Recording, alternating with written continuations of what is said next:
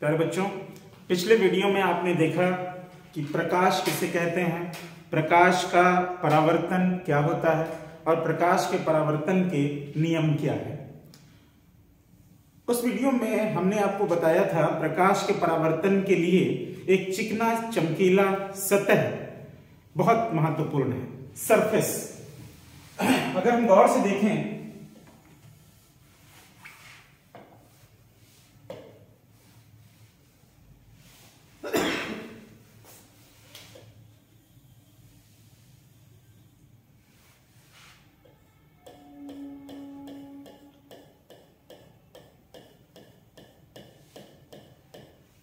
इस प्रकार से वो सतह थी जिसके एक तल पर पॉलिश कर देने पर दूसरा तल परावर्तक तल बन जाता है।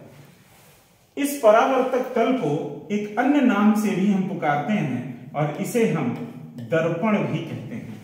आपने अपने घरों में दर्पण देखा है, तो दर्पण के बारे में ही आज हम और पढ़ेंगे।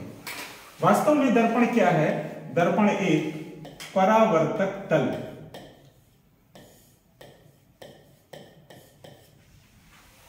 तल हम एक काल्पनिक रूप से एक सीधी रेखा मान सकते हैं। जैसे कि कांच के ग्लास में अगर हम पानी भर लेते हैं तो पानी की जो ऊपरी सतह है वो एक प्रकार का तल बन जाती है, जो बाहरी वातावरण और जल के बीच में एक सीधी सरल रेखा के रूप में आती है। इसी को हम तल कह सकते हैं। और परावर्तक तल वह है जिस तल से प्रकाश किरणें टकरा करके वापस लौट जा रही हैं, उसी को हम परावर्तक तल कहते हैं। तो दर्पण क्या है? दर्पण एक परावर्तक तल है। दर्पण दो प्रकार के होते हैं। नंबर एक, समतल दर्पण, और नंबर दो, गोलीय दर्पण।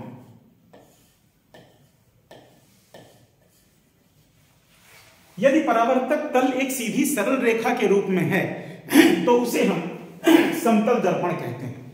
लेकिन यदि परावर्तक तल एक कर्व या वक्र रेखा के रूप में है तो उसे हम गोलीय दर्पण कहते हैं। गोलीय दर्पण के उदाहरण के तौर पर आपने घर में अपने चम्मच देखा होगा। अगर चमकीला चम्मच है, आप उसके अंदर से सामने से देखेंगे, जो गहरा भाग है उसमें अगर आप तस्वीर देखेंगे अपनी, तो अलग तरीके की दिखाई देगी। और वही चम्मच जब आप उलट देंगे, उभरे हुए तल की तरफ से अगर आप अपनी तस्वीर देखेंगे तो उसमें अलग तस्वीर दिखाई देगी। तो ये जो अंतर है, ये वक्र परावर्तक तल का अंतर है। आज हम लोग इसी के बारे में चर्चा करेंगे।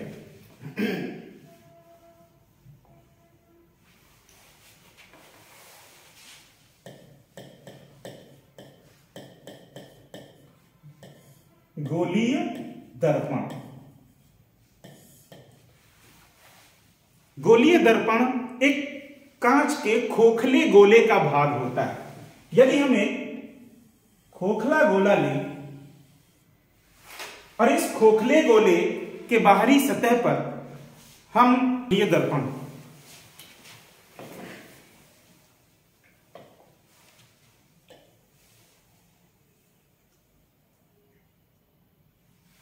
तो ये एक खोखला गोला, खोखले गोले के रूप में हम यदि कांच का एक हिस्सा लें, अगर हम इसके बाहरी तल पर पॉलिश कर दें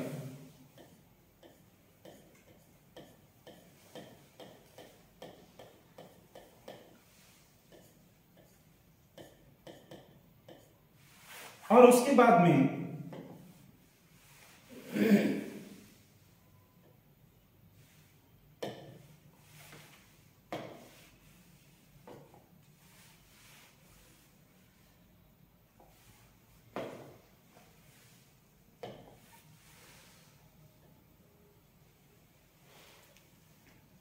ये हिस्सा हम इससे कट कर लें,